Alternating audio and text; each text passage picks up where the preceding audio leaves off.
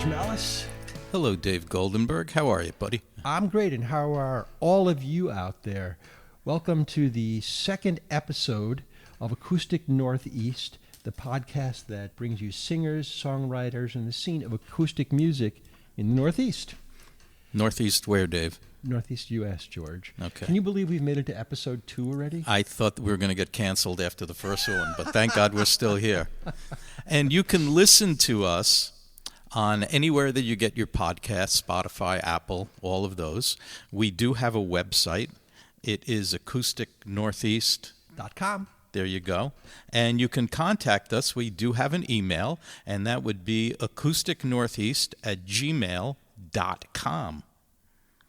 And we would like to thank our sponsors for today's episode. They are Hear It There, which is a wonderful website, newsletter, Facebook page, where they bring you live music, information, and details about events in the tri-state, which is, for those of you who don't know, New York, New Jersey, and Connecticut.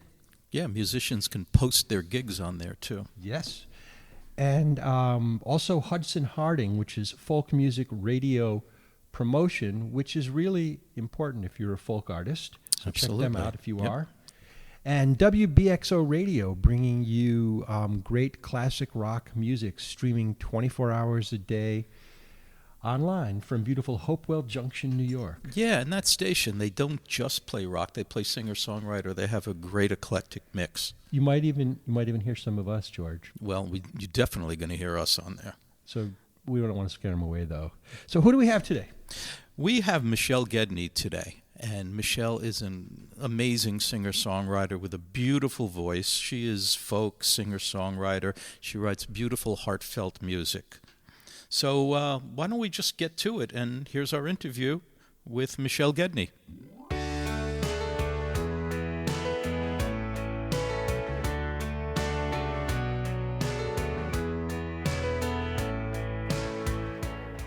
Welcome to Acoustic Northeast. I'm Dave Goldenberg here with George Malice at the studios of WBXO Radio in Hopewell Junction with Hugh Curtin at the controls. Hey, Hugh.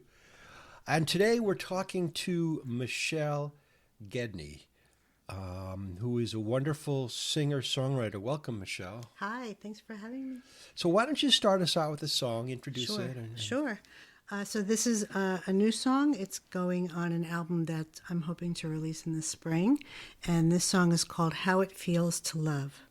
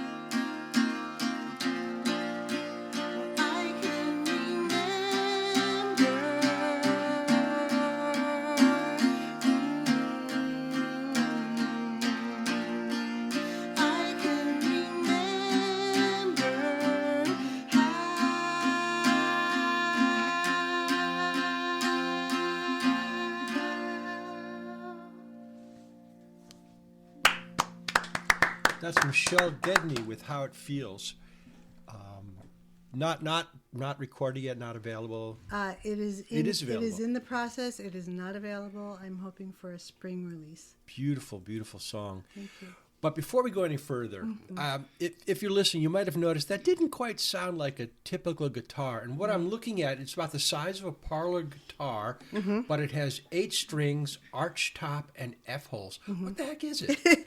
This is an octave mandolin. It's made by Northfield Mandolins, and it is an instrument that my late husband Rick had ordered to play on our last record that I released, and so I took it upon myself to figure out how to play some chords on it. So I wrote to the company, and they were so nice to me. They wrote me back a whole email saying, "Here are the guy went to my website and heard that I was in alternate tunings on the guitar, and he said, try some alternate tunings here. And he gave me a whole list of alternate tunings, sent me an extra set of strings, and I was off and running, and I put it into this tuning, which is GDAD, which is kind of a similar to Dadgad tuning on a guitar. Yeah. And I've written 5 songs that are going to be on the new record. Wow. And you've written these 5 songs on this instrument. On this, so this has been like an inspiration. Totally. Playing this instrument and writing on this instrument. Totally. It's different than the guitar. Yeah, it's completely different. And I can play these new songs on the guitar, but this has its own kind of feel, and I feel almost like it was a gift to me from Rick. Yeah, so yeah, that's beautiful. Yeah, so it's really great. Well, okay, so for those of you who don't know Michele and her husband, Rick Gedney, were Open Book. That was the name of their duo. And so Rick passed away almost 3 years ago from what? Yep. I think it was March of... It was January of 2023. 23. So, yeah. So this has been a tough time, the last almost 3 years for you. How has this affected your writing? Because I remember, if I'm correct, please correct me if I'm not, that you wrote separately from Rick anyway. Good memory, George. Yeah. But then you would bring these songs to Rick, who was a fantastic guitar player. Yeah. And, I remember that. I remember he was such a good soul and a kind soul and an artist on top of it all. So tell us, talk about Rick if you want, and talk about how writing is like now and the subject matter that you've been touching on. Yeah, it's been a journey for sure. It's like when he first passed, we had just finished mixing the record that I released, and I wasn't sure of a lot of things. I wasn't sure that I would ever sing again. I wasn't sure that I would ever write again. And I wasn't sure that the songs that we had finished would ever see the light of day. This was the album Leaning In? Yes, the album Leaning In. Thank you. Yep. So I went from feeling like that and being obviously devastated. He was, not only my musical partner, but we were together for 25 years, and we... it was a great relationship. He was an amazing guy. So, my producer Billy Masters, who is a very close friend of mine, said to me, "I know you're not ready to listen to these mixes now, but I'm just putting it out there. I'm still working on this project." And so, about 4 months later, he started to send me mixes one at a time. And I had to kind of get through that arc of listening and having it being painful to listening and having it be beautiful. And it was a really amazing way to process, the loss for me. And through that and through releasing the album, and it had some really nice response. And I started writing really shortly after he died. The first song that I wrote was 3 months after he died. Wow. And so that to me was that was a signal to myself that I could still. And I believe it to be therapeutic. Did you find it to be therapeutic? Yeah. And I would think that as you're writing these, it becomes very emotional, the writing process, and even when you're playing them. Yeah. For me, writing is always where I've gone to kind of process my emotions. I've always been a very kind of vulnerable writer. I've always written about things that are really kind of specific to my feelings and my world views and and my relationships. And so this wasn't a stretch for me, Right. And it was actually, it kind of saved me being able to go to music. And so, yeah. How did it feel? Because I do remember you going out and playing. How did it feel being up there without Rick by your side? I mean, it must have felt naked, and not just his presence, but his musical, what he contributed to it all. Yeah, all of it. It felt really bad in the beginning. I was really scared. I was really nervous. I felt this like sense of sonic loss in, playing alone. Like I missed his parts, all of it. So it was, pretty multi-layered and it really felt awful, and it's starting to feel great. Well, as you wrote in your song, you're learning how to feel all of these things. Yeah. How has this affected your stage performance? Do you still play the songs you did with Rick and rearrange them? Or? Yeah, that's a good question. So there are several songs that I do play from my back catalog. But I still have to figure out like how to play a lot of those songs solo. So I'm working on it, but also I'm working on new material. So that's kind of taking my attention right now. And you've been playing out. I have, yeah. How's that going? It's going great. It's going really great. I've been playing with friends, and that is a helpful thing to me to have company. Singing with me, a friend of mine, Jen Clapp, and I sing together a lot, and she's a great songwriter too. But I'm definitely feeling more comfortable in my own skin now, and it's something I never imagined. Yeah. Wow. Yeah, I wanted to talk about, you wrote a beautiful song called Go, which was covered by Cry, Cry, Cry, which was Richard Shindell, Dar Williams, and Lucy Kaplan. Lucy. I'm missing because I know Lucy's going out on tour soon on A Winter's Night with everybody. So yeah. Talk about that a little bit. I mean, that must have been like a real kick. Oh my God. To get that, because I know there's a connection with Dar Williams. If you want to touch base, with that. Yeah. So I've been working with Dar for I think it's like 14 years now. I work at the retreat that we run called Writing a Song That Matters, and it's wonderful. We're going into our 14th season now. We have a winter one coming up, by the way, and there are a couple of spots still open, and it's virtual. So we do a virtual songwriting retreat. How do people find out about it? They can go to darwilliamsretreat.com, and it's an amazing, ever-growing community of people. And I'll stop plugging it, but I feel passionate about this retreat. It's just an amazing part of my life, and a lot of the reason why I'm still able to be out there and still writing. So yeah. So that's 14 years you guys have been doing this. Yeah. That's amazing. How did you feel like originally? Because I think teaching songwriting is not easy. You didn't have any prior teaching experience or anything? Not really, and it's really interesting because I've been doing some workshops locally, songwriting workshops locally, and it's something that's kind of hard to define. It's like I wouldn't even call it teaching.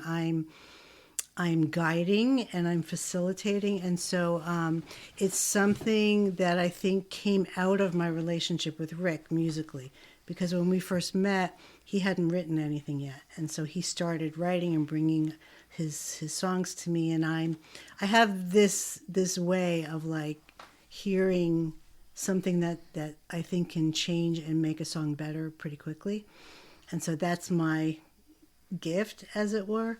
And when I started working at the retreat, I realized really quickly, like, oh, that's what I want to do. It's like, so people come to me because they're they're either stuck melodically, or their phrasing isn't feeling right, or or they can't find themselves in their own narrative. These are the things that I'm good at helping with. And so when it was the process between Rick and I, it was love, and now I'm kind of reestablishing that love within a circle of songwriters, and it's a beautiful thing. That's wonderful. Yeah. That really is great. What the workshop is called How to Write a Song That Matters. Mm-hmm. How do you write a song that matters? So I mean, it's a pretty broad parameter, but what we try to get to is your heart of your song. So it should matter to you. So it's either your voice or your story, or that it makes you feel a certain way. So it's whatever is important to you. And we're not defining what makes a good song. We're not talking about what makes a hit song. So it's not a checklist. Nope. And it's very non-prescriptive, which is something I really love. Yeah, there's no set way to write a song. There just isn't.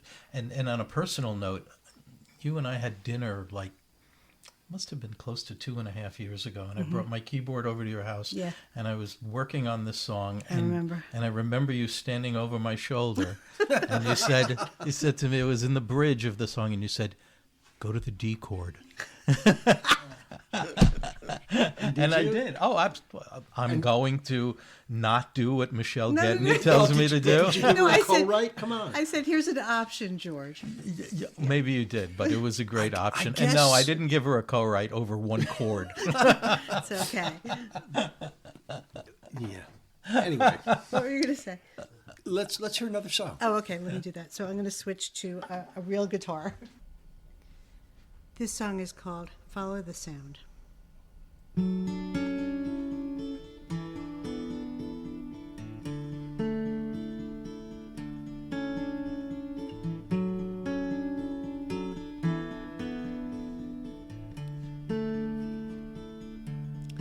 Where are you taking me now?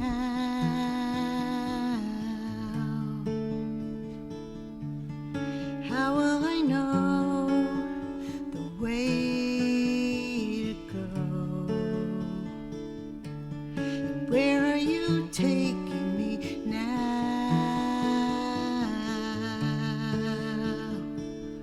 And how will I know?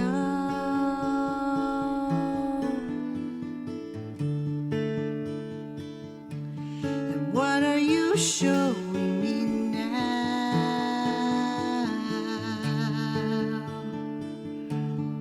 All of the beautiful ways to be.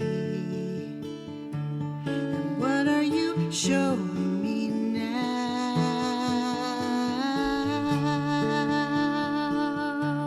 I'm trying to see.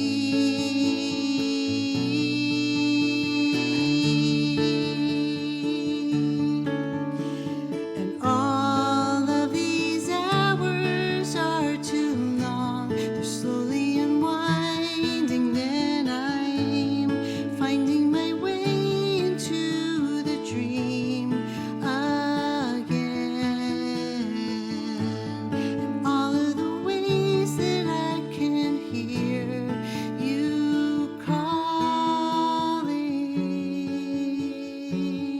I'll follow the sound, and I'll figure it out.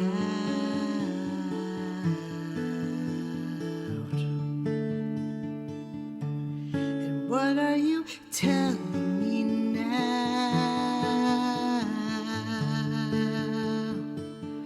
That maybe I'm stronger than I know. And what are you telling me now?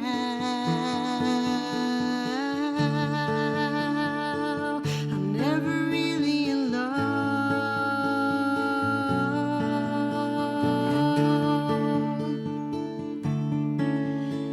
And all of these hours are too long.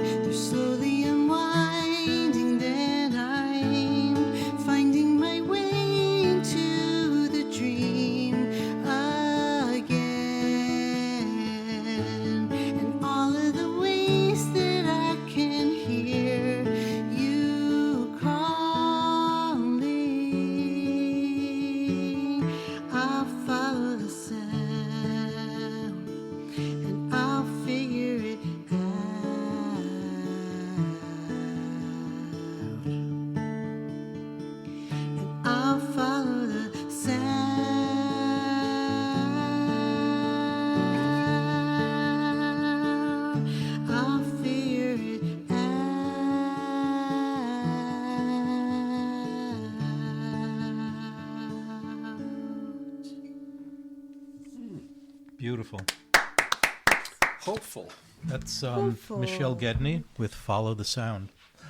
So it's funny, when I was reading your bio, and I hadn't remembered this previously, but you were born to write, because you started writing at the age of 7.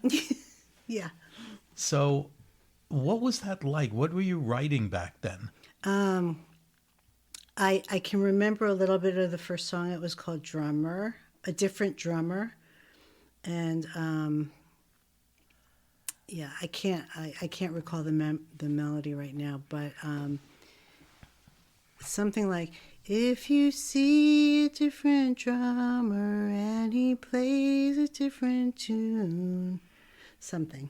Okay. Wow. And yeah, I had that written before I even had a guitar.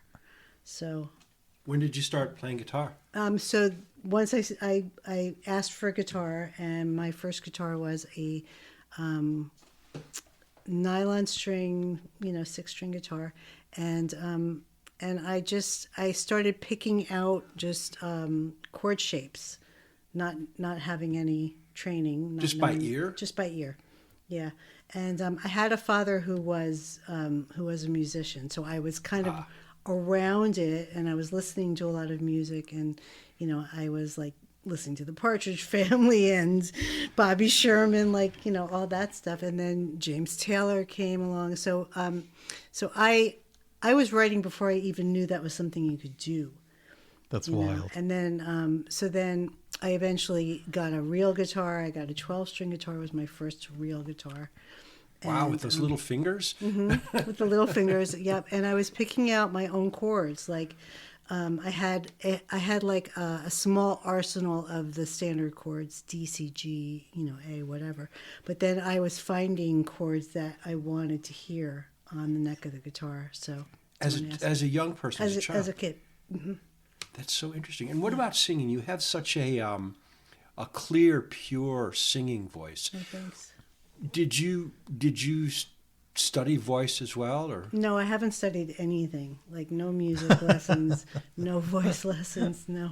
So, I think that my singing voice sounds just like my talking voice.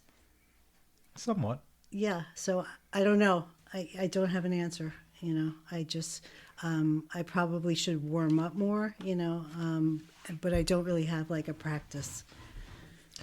Well, with any of these things. Sounds beautiful. Well, thanks. Let's put it that way. Thanks. I wanted to talk a little bit about, since we were talking about songwriting before, I want to talk a little bit about your process. Mm-hmm. What sets you off to write? What comes? I'm sure that it comes in different forms. Is it melody first? Because you're very melodic. Number one. Is it that type of thing? Do you hear things? We talk to people, we interview people who say, I'm out walking and I come up with something, or I wake up in the middle of the night and I have something. Is there a process for you? I think for me, I kind of just always leave my guitar laying around like on the couch. And so I don't have like a writing practice where I get up every morning and do pages. Like I've tried and that doesn't work for me. So for me, it's very much I reach for my guitar if I'm feeling something. And if I'm feeling something, then I try to kind of like zero in on what it is that I'm feeling. And then phrases start coming to me. But it all starts with a chord pattern that I find interesting. And then from that chord pattern comes a melodic line that is usually a harmony to what I'm playing. And but all the while, as I'm coming up with the structure of the song, I'm thinking about what I'm feeling. And so the words are last. Got it. The words are last. The words are last. I have the phrasing all mapped out, and I'll have like some phrasing in there. But the words and actually writing of the song, the guitar is not in my hands. Wow. Yeah. That's very interesting. And the music comes from a feeling. The music comes from a feeling and the chords that I've laid out. Yeah. One of the things I like about your writing is you're always, I shouldn't say always, but oftentimes you stray from a normal chord progression, Right. and you go somewhere else, which I love because I think it just changes the whole attitude of the song. And maybe you do it in in a bridge or whatever. But Well, she made up all her own chords when she was a kid. I know. So We need to get those charts. the Gedney method. Yeah, Yeah. there you go. So it's very organic for me, and and I think that's why people come to me at the retreat and so on, is because it's organic and everybody's got their own way of writing, and I honor it all because it's all valid. Right. Yeah. Michele, I'm going to ask you to play one more song to take us out. And for everybody listening, this is Acoustic Northeast coming to you from the studios of WBXO in Hopewell Junction, New York. Our engineer is Hugh Curtin, and we've been lucky to have Michele Gedney as our guest. And Michele, thank you for coming by. And what are you going to play to take us out? This is a song called "Let Me Not Forget."